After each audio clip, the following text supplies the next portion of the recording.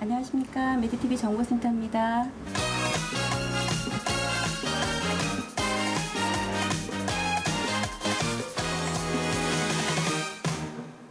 안녕하세요. 의료정보센터의 한정화입니다. 갑자기 옆구리나 허리에 심한 통증이 생기고 소변 보는 일이 예전과는 달리 힘이 들어진다면 요로결석을 의심해봐야 한다고 합니다. 이때의 통증을 산통과 비유한다고 하죠. 그만큼 고통스럽고 또 힘이 들기 때문일 텐데요. 내 몸속에 생긴 돌 요로결석. 오늘 의료정보센터에서는요, 이 요로결석의 치료법에 대해서 함께 알아보도록 하겠습니다. 우리 몸에 돌이 있다. 배뇨장애의 옆구리 통증, 그리고 심하면 구토와 고열까지 동반하는 요로결석. 지금 당신의 요로 건강은 어떻습니까? 소변이 만들어지고 내려오는 길 요로. 이 요로에 작은 돌, 즉 결석이 생기는 것이 바로 요로결석이다. 농도가 진해진 칼슘이나 수산염 등이 녹지 못하고 뭉쳐지면서 결정으로 변한 상태인데. 그리고 요로결석을 발생이 촉진되는 여러 가지 요인이 있는데 그게 이제 세 가지 정도로 구분할 수 있거든요. 첫째는 충분하게 수분 섭취를 하지 않아서 몸이 어떤 탈수 상태가 됐을 때 소변의 양이 감소되지 않겠습니까? 그러면은 이제 그 결석을 생성하는 성분들이 농축되기 때문에 결석이 잘 생성이 되고요. 두 번째는 우리가 먹는 음식이나 약물에 칼슘이나 수산염처럼 결석 구성인자들이 이제 많이 포함된 그런 음식을 과잉 섭취하는 경우에 이제 또 발생이 잘 될 수 있고요. 세 번째는 특정 질환들이 있습니다. 통풍이라든지 부갑상선 기능 항진증, 그러면서 요로 감염, 또 장기간 누워있는 환자한테 이런 어떤 결석의 발생 빈도가 좀 높습니다. 요로결석은 결석이 어느 부위에 발생하느냐에 따라 나누어지며 그 위치에 따라서 다양한 증상이 나타나게 된다. 소변을 저장하는 방광 부위에 결석이 생기는 방광결석, 일반적으로 배뇨곤란, 혈뇨 등의 증상이 동반된다. 소변을 만드는 콩팥, 신장에 결석이 생기는 신장결석, 특별한 증상이 없어 초기에 발견하기 가장 힘든 질환이다. 그리고 요관결석은 요관의 운동으로 인해 허리 통증, 복부 팽만감 등 심한 통증을 보이는 게 그 특징인데. 일반적으로 결석이 있게 되면은 극심한 통증과 소변에 피가 나오는 혈뇨가 가장 흔한 증상입니다.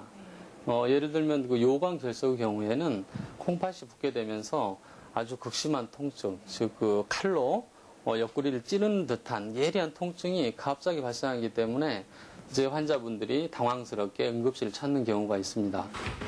환자의 증상이나 복부 엑스레이에서 결석이 의심되면 복부 초음파나 경정맥 요로 조영술 등으로 결석의 위치나 크기, 신장과 요관 상태 등을 진단하는데 대부분 엑스레이 방사선 사진만으로도 쉽게 진단이 가능하다. 일반적으로 크게 치료를 두 가지로 나눌 수 있는데요.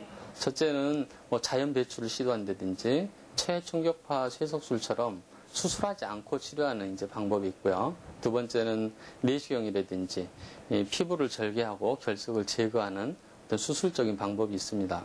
그래서 일반적으로 치료를 요하는 경우에 약 90% 이상이 체외 충격파 쇠석술로 치료가 되고 일부 한 5% 정도가 어떤 수술적인 치료를 이제 요하게 됩니다. 체외 충격 파쇄석술이란 몸 밖에서 고에너지의 충격파를 발생시키는 방법. 충격파는 옆구리 피부에 접촉시킨 물주머니를 통해서 몸 안의 결석만을 집중적으로 분쇄한다. 이때 분쇄된 가루는 소변과 함께 자연 배설이 되는데 통증이 없고 짧은 시술 시간, 부작용과 합병증이 적다는 것이 장점이다. 지금 충격파를 이용해서 어떻게 수술이 이루어지는지 제가 잘 봤는데요.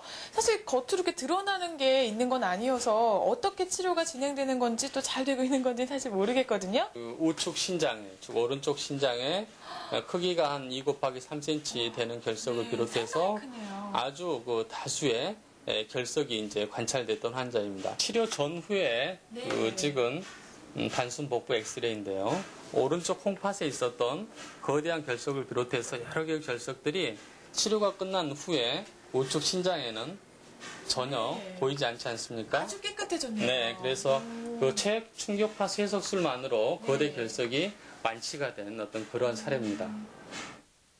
역사 잠깐, 요로결석, 이것이 궁금하다. 맥주를 많이 마시면 요로결석이 생기지 않는다. 이제 일시적으로 맥주를 마시게 되면 소변량이 늘어나지 않습니까? 이뇨작용 때문에. 그래서 조그만 결석이 자연히 빠져나가게 하는 데는 일시적으로 도움은 되지만 장기적으로 그 맥주를 계속 복용하는 경우에는 혈중 알코올 농도가 이제 일종의 소변의 칼슘을 양을 많게 하는 역할을 하기 때문에 칼슘이 소변을 만들어내는 구성 성분이지 않습니까? 그래서 결석의 어떤 그 발생 빈도를 더 높일 수도 있습니다.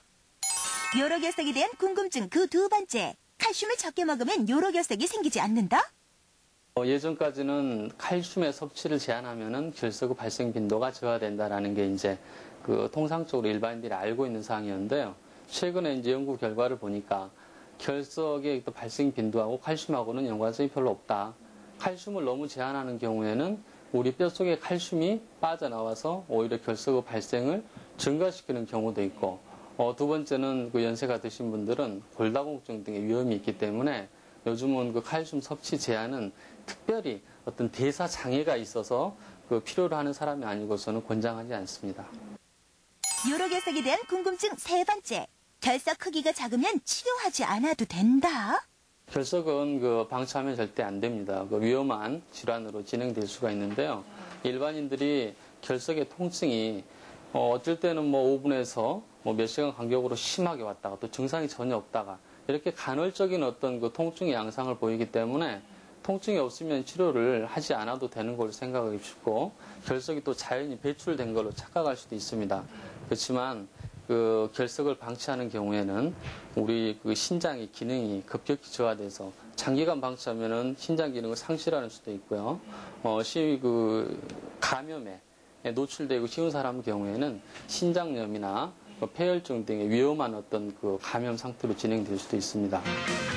70% 이상이 재발한다는 요로결석. 그래서 예방이 무엇보다 중요한데 충분한 수분 섭취, 정기 검사로 요로결석의 위험에서 벗어나자. 오늘 내용 여기까지입니다. 이 비뇨기과에 입원한 환자 중에서 25% 이상을 차지하는 질환이 바로 이 요로결석일 만큼 많은 분들이 앓고 계신데요. 특히 여성에 비해서 남성의 발병 비율이 3배나 높고요. 또 30, 40대에 많이 나타난다고 하니까요. 중년의 남성분들 평상시에 자신의 신장 건강 관리에 신경을 쓰시는 게 좋을 것 같죠? 저희 의료정보센터에서는요. 여러분들의 궁금증을 해결해 드리고 있습니다. 시청자 여러분들의 많은 참여 부탁을 드리고요.